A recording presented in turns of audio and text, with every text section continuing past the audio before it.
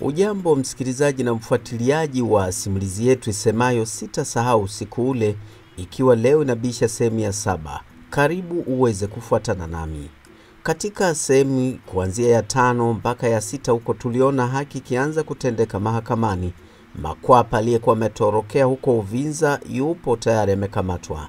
Lakini pia barua ya Mliti kwa Makwapa ilitufundisha maana halisi ya msamaha wa kweli na nguvu ya haki.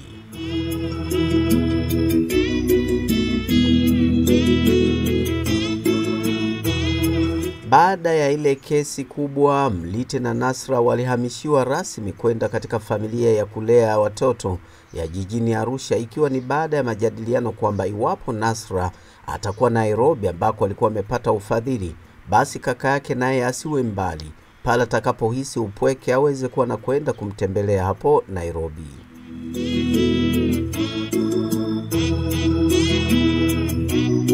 Na wangependa wote hawa wawili waweze kuishi huko Nairobi kwa muda huo ambao Nasra alikuwa kisoma huko, lakini kule Nairobi nafasi ilikuwa ni moja tu katika shule hiyo maalum ya vipaji maalum ya kimataifa iliyokuwa ni shule ya wasichana. Ilikuwa ni nafasi ya Nasra na si Mliti.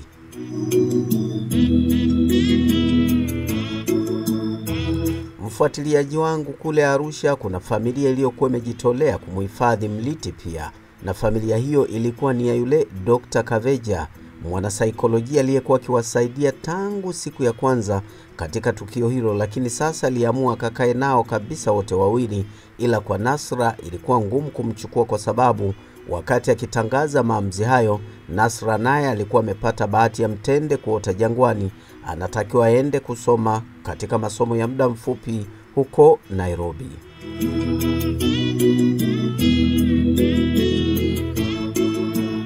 Safari ya maisha mapya ilianza kwa Nasra, ambaye alikuwa sasa anajiunga katika shule ya kimataifa jijini Nairobi, na alikuwa miongoni mwa wanafunzi bora kabisa waliopata ufadhili kupitia taasisi ya kimataifa ya watoto waathirika wa migogoro kama uliowakumba Mliti na mdogo wake Nasra.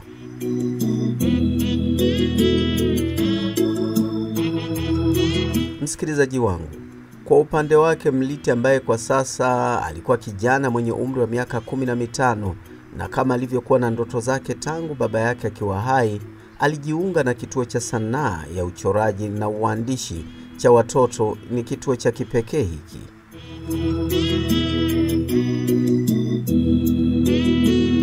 Ndani ya miezi 6 tu alikuwa amepiga hatua kubwa sana Mliti, baada ya mchoro wake mmoja tu wa mtoto ambaye alionekana akilalia kitabu cha historia kando ya kaburi la wazazi wake, na iliyochapishwa kwenye jarida moja la UNESCO lenye kichwa cha habari ukweli wa watoto dhidi ya ukatili.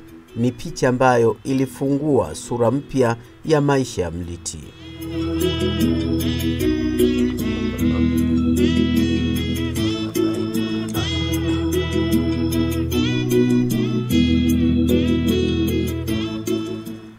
Msikilizaji wangu, kutokana na mchoro huo maalum, Mliti alipata nafasi ya kualikwa katika hafla maalum ya kimataifa iliyofanyika huko Kigali nchini Rwanda. Katika tamasha hilo, Mliti alisimama mbele ya hadhira ya kimataifa akiweza kuwasilisha kwa ujasiri kile kilichokuwa kinasadifu picha aliyoichora.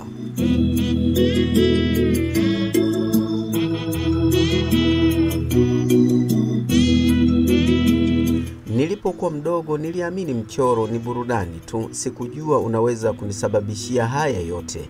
Lakini baada ya usiku ule ambao sitasahau, niligundua mchoro unaweza kuwa sauti ya walioumizwa kama mimi na Nasra, na sauti ya wema na sauti ya kesho njema, alisema Mliti.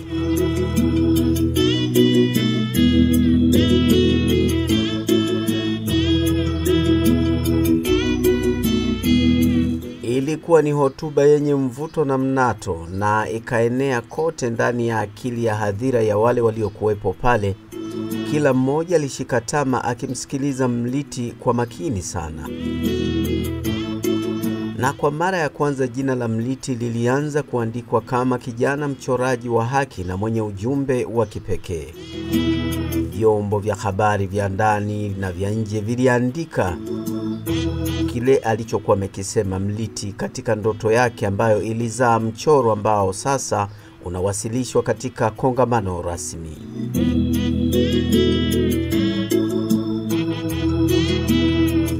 Polisi waliendelea na upelelezi, ambapo kutokana na ushawishi wa Afande Baraka aliona swala hili linapaswa kuanzishiwa kampeni maalum sasa, ili kutokomeza kabisa vitendo kama hivyo hata kwa watoto wengine, maana swala la kuamini mambo ya tunguli, sihiri na uganga ilikuwa limetawala katika maeneo mengi sana. Wakaona madhara kama haya yasije kuendeleza shida. Afande Baraka aliwasilisha mpango wake huo maalum aliouita Mwanga Baada ya Giza, mradi wa kusaidia watoto waliopoteza wazazi wao kwa sababu za uhalifu, ikiwemo masuala ya imani za kishirikina na uhasama mwingine, wazo lililopokelewa kwa shangwe na nderemo hata na wakubwa zake.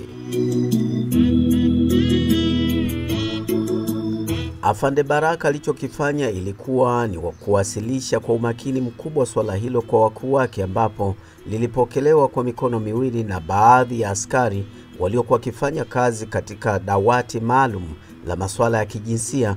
Walikubaliana naye na kuona swala hilo litaongeza kasi ya kuweza kutokomeza vitendo vya ukatili. Mpango huo ulianza kwa kujenga vituo vitatu, yani Shinyanga, Mbeya na Mwanza, na walikuwa na sababu ya kuanzisha maeneo hayo kutokana na vitendo vya kikatili ambavyo vilisababisha shida kwa watoto ambao walisalia kama yatima.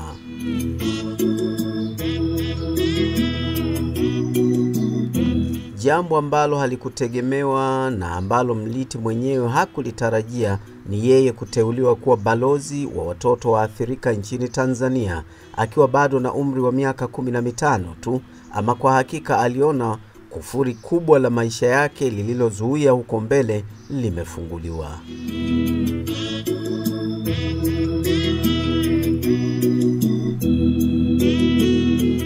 Msikilizaji wangu, lakini huku nyuma kijiji cha Igalangala kilianza kuamka upya na wengi kuanza kuchukia swala zima la imani za kishirikina na watu kuamini masuala ya uganga. Sasa walianza kuona ni upuuzi mtupu.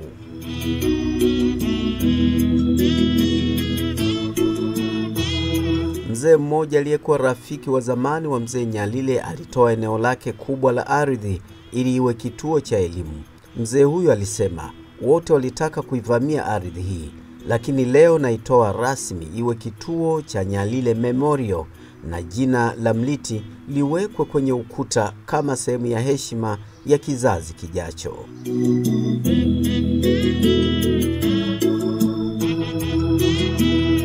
Na hapo wanakijiji walikusanyika na walisimama na kupiga makofi kwa heshima ya familia ya mzee Nyalile aliyetangulia mbele za haki kwa harambee, kwani siku zake huenda zilikuwa bado sana. Kwa hiyo kwa ushindi wa haki hiyo wakajua kinazaliwa kitu ambacho huenda kinaweza kuwa mwanzo mpya wa wakazi wa kijiji chote cha Igalangala.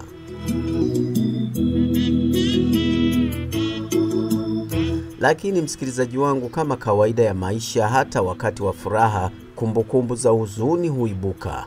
Mliti akiwa peke yake katika chumba chake usiku mmoja alichora tena mchoro mwingine wa mwisho kabla ya kulala, ambapo katika mchoro huo aliandika maneno haya: siku nyingine imepita, sitasahau usiku ule, lakini leo naandika historia mpya, alisema mtoto Mliti kupitia maandishi yake. Historia ya mtoto ambaye hakutoroka giza bali aliwasha mshumaa ndani ya giza. Akaongeza kuwa huwezi ona msitu ukiwa ndani ya msitu, bali utaishia kuona miti tu. Hata mie hapo awali sikuona kama nilikuwa ndani ya msitu wa baraka nyingi namna hii. Msikilizaji wangu na mfuatiliaji wangu wa simulizi hii ya Sitasahau Usiku Ule, Tunakamilisha sehemu ya 7 ya simulizi hii isemayo Sitasahau usiku ule. Leo tumeshuhudia ushindi unaanza kuonekana, si tu wa kisheria bali wa kiroho na hata kuikomboa jamii yote. Tumeshuhudia mtoto akigeuka kuwa alama ya kizazi, sauti ya waliokimya. Tumeona pia kuwa giza linaweza kushindwa kama kutakuwa na mtu mmoja tu anayekataa kulizoea giza hata kama anajidharau. Katika sehemu ya 8 tutajifunza kuhusu changamoto za umaarufu kwa Mliti, misukosuko ya kijamii na siri mpya ya kifamilia itakayobadili kila kitu. Je, kuna ndugu wa Nasra aliyepotea miaka mingi? Hilo liliibuka na lina siri kubwa. Usikose. Kumbuka kusubscribe, kushare na kucomment ili uwe wa kwanza kupata sehemu inayofuata. Mimi ni Leonard Mubali, mtunzi pia msimulizi wako. Nasema kwa heri kutoka katika sehemu ya 7 ya Sitasahau usiku ule. Bye kwa sasa.